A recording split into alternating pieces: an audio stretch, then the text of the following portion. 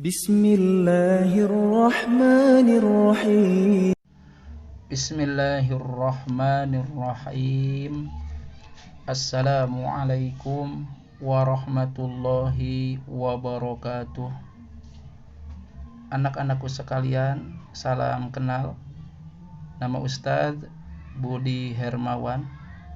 Ustadz diberi amanah oleh pesantren untuk mengajar pelajaran ilmu tauhid di kelas 7 dan pelajaran PPKN di kelas 7 sampai kelas 9. Meskipun kita tidak bisa bertatap muka, tapi mudah-mudahan insya Allah semangat kita untuk belajar tidak surut meskipun kita belajar melalui online atau daring. Baik anak-anak sekalian, di tangan Ustadz sudah ada kitab tauhid, yang mana yang menyusunnya adalah Al-Ustadz Aceng Zakaria. Mari kita buka halaman yang pertama, bab yang ke-1. Ilmu tauhid asal kata dari ahadun atau wahid, yang artinya satu atau esa.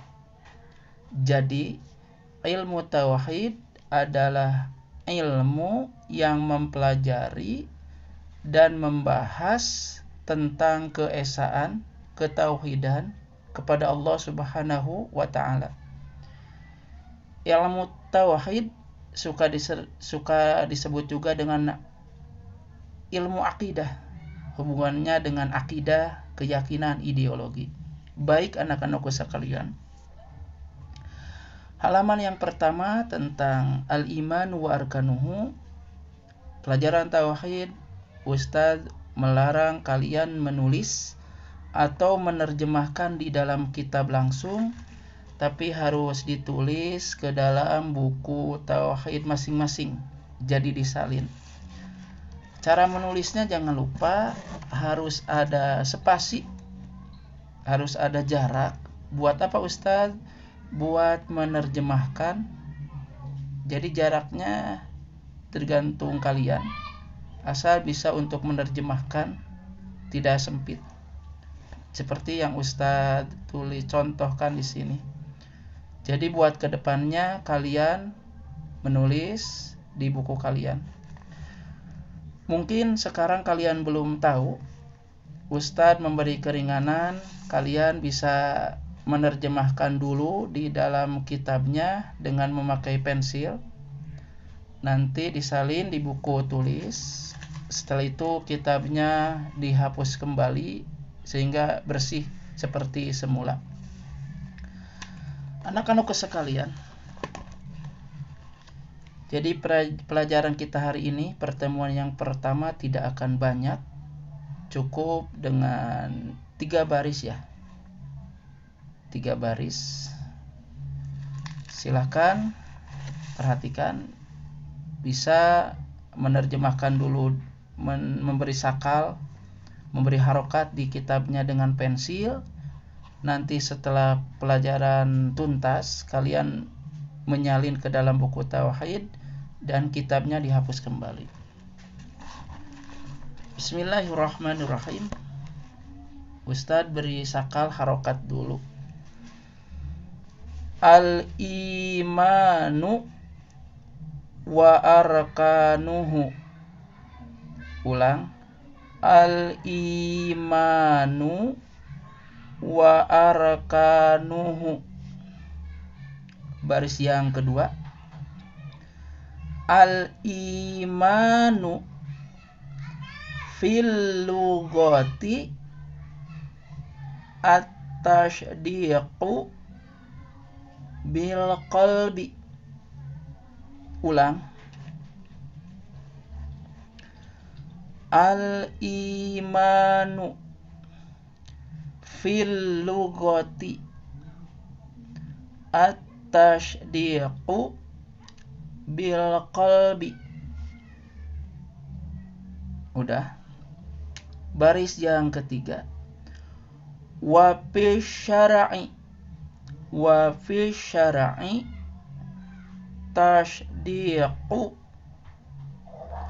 tasdiqur rasula fima jaa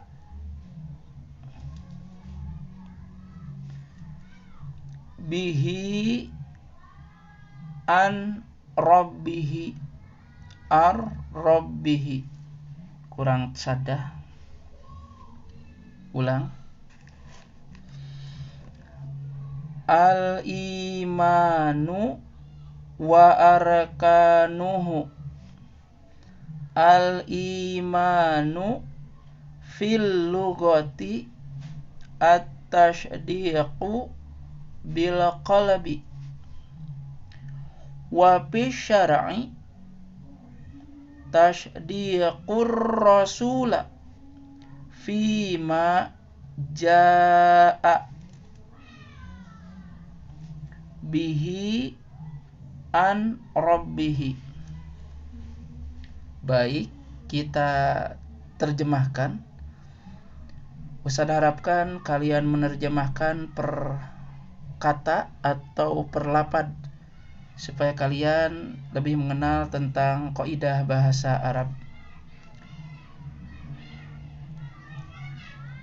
Al-imanu, iman. Wa, dan. Arkanuhu, rukun-rukunnya. Al-imanu, iman. Wa, dan. Arkanuhu, rukun-rukunnya. Baik, sudah. Baris yang kedua. Al-imanu, iman itu. Fi, menurut. Al-lughati, bahasa. Al-lughati, bahasa. Sudah. Lanjut. At-tasdiqu adalah membenarkan atau meyakini. At-tasdiqu, membenarkan atau meyakini.